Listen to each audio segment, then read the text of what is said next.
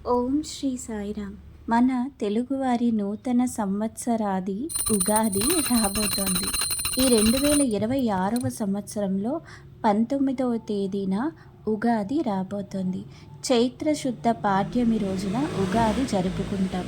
ఈ రోజు నుంచి మన తెలుగువారందరూ కూడా తెలుగు నూతన సంవత్సరం మొదటి రోజుగా ఈ రోజును ప్రారంభిస్తాం. అంతేకాకుండా ఈ రోజున కొత్త వస్తువులను కొనుక్కోవటం కానీ, నూతన వస్త్రాలను కట్టుకోవటం కానీ, అలాగే ఎంతో గొప్పగా ఆనందంగా షడ్రుచుల సమ్మేళనమైన ఉగాది పచ్చడిని మనం చేసి ఆ దైవాన్ని ప్రార్థిస్తాం. మరి ఈ ఉగాది రోజున గురువారం కావడంతో గురువారం రోజున మనందరం కూడా గురువులను పూజిస్తాం. గురువు అంటే 6వ వేదం. గురు వాక్ అంటే ఆగమ శాస్త్రం.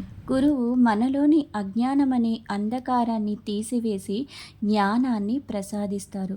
ఈనాడు గురువును స్మరించుట, పూజించుట వలన పుణ్యఫలం లభిస్తుంది. ఈ రోజున విశేషంగా గురు స్వరూపాలైన దత్తాత్రేయుల వారు, సాయిబాబా ఇలాంటి గురు స్వరూపాలందరినీ కూడా పూజించడం ఎంతో మంచిది. బ్రహ్మ, విష్ణు, మహేశ్వరులు కలిసిన రూపం గురువు.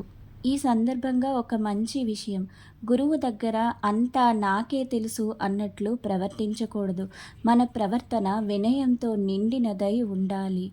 వినయం వల్లనే గురు కటాక్షం సిద్ధిస్తుంది. ఉంటానండి, మళ్ళీ మరో మంచి వీడియోలో కలుద్దాం.